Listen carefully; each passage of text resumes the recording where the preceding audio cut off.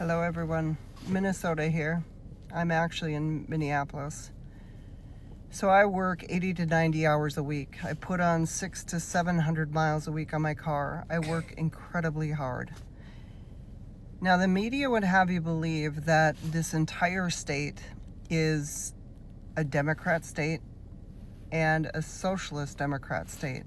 And I can tell you that there are millions of conservatives in this state.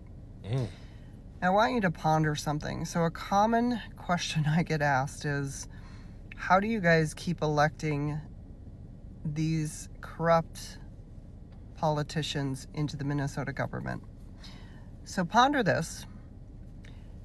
Billions of dollars worth of fraud here. And we're supposed to believe, oh, our bad. It just slipped through my fingers. I didn't even know what was going on. And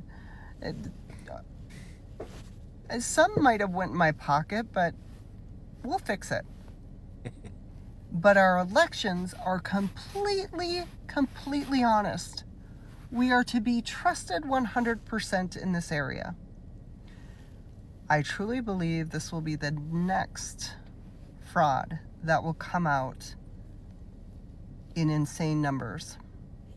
So this is a woman. She's a conservative in Minnesota. She's speaking out for all the conservatives. Minnesota is very similar to California. The reason why Minnesota seems like it's so liberal is because of the media coverage, but also too, the liberals and the Democrats dominate the highly dense populations, meaning the big cities. I believe there's big cities like St. Paul, Minneapolis, huge numbers. So in Minnesota, the conservatives they dominate the land. They own a lot of land, but it's not a lot of them like individually. Whereas the liberals and the Democrats, they dominate the people, the population. So that's the reason why they're able to shape how everything is in Minnesota. Yes, there are millions of people that are conservatives, but there's many more than those millions that are liberal. So that's the reason why you see that Minnesota is liberal. It's because they have the people. And also that's due to the Somalians, people coming over there and being there illegally. But conservatives are getting fed up. They're trying to figure out a way, how can they make the culture change? How can Minnesota be changed to be a red state? I think the best thing that they're doing and letting happen and helping with getting illegal immigrants out, because the more illegals you get out, that's the less amount of people that can vote. So she's just being like how a lot of people feel in California. There's a lot of people in California that are conservatives, but we lose out. It's because of the numbers that we have in the highly populated cities, also to the illegal immigrants. So they're basically dealing with the same thing that we're dealing with in California. And we believe that in California that our next governor is going to be Republican, right? And I believe that in Minnesota they're hoping for that red wave, because what you start to see is these liberals and Democrats, once they get in, they take it over. They get the money, high fraud, they put it towards these causes to help the people that they brought in, but it's just fraud. And what's going on is that these conservatives are just upset and kind of feel like they're hopeless. And I believe that them seeing the ICE agents and getting illegals out is giving them some type of hope.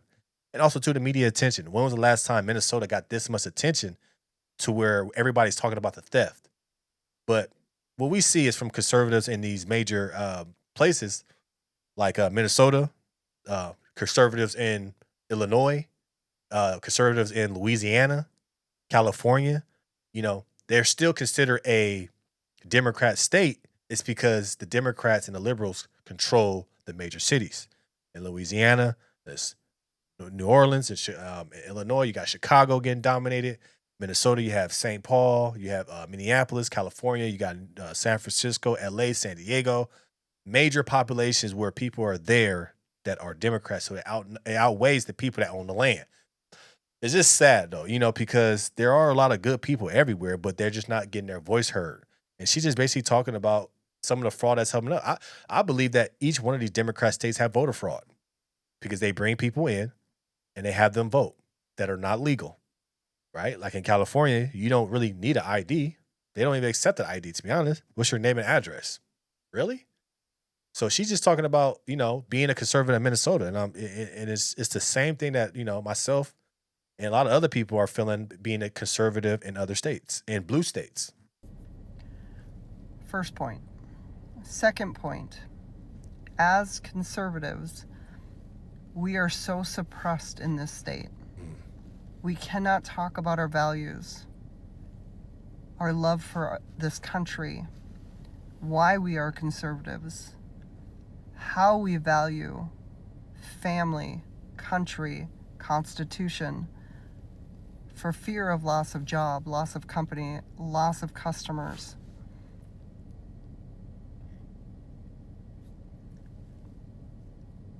Oh, and by the way, now you need to strap up to take your family to church, because I guarantee you, with the leadership that we have here in Minnesota, that issue is going to get way, way worse.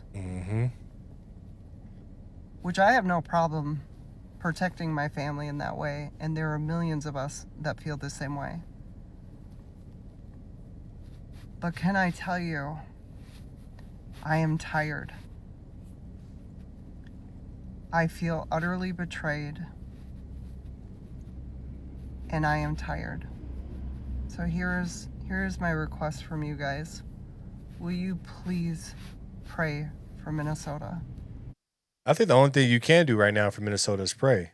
I think you got to continue the media coverage in Minnesota. You got to continue the pressure from everybody else.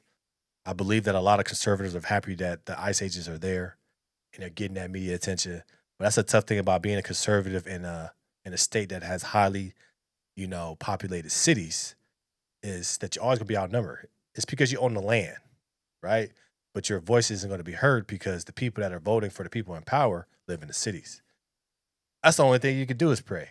But it's sad what's going on in Minnesota, but you have people there that are part of the fraud. And they refuse to say it because if they do say it, they're going to go to jail. So what do you do as a person that's in this situation? You just want to live in your country or live in your state, make money, and go home, go to sleep. What do you do? What do you do? It's really difficult. It's really difficult for that. And to be a conservative is really more difficult because if they find out you're a conservative and then they hassle you, usually the conservatives are people in charge of the farmland. So they're going to tax you more on your land, or they'll raise your prices on your stuff that you're selling. It's just hard. And I believe that Minnesota will be a red state. They have no choice because they won't get any money. But being a conservative is not easy in these states.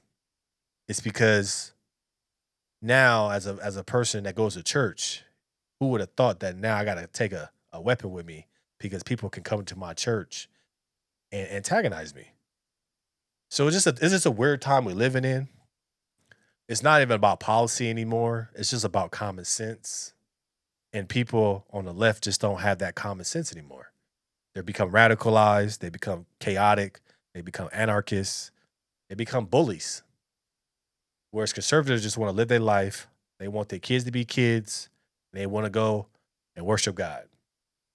Let me know your thoughts about this in the comments below. Like, share, subscribe to the channel. It's always what keeps the thing rock, keep it going. Appreciate you. Go get our Patreon coming soon.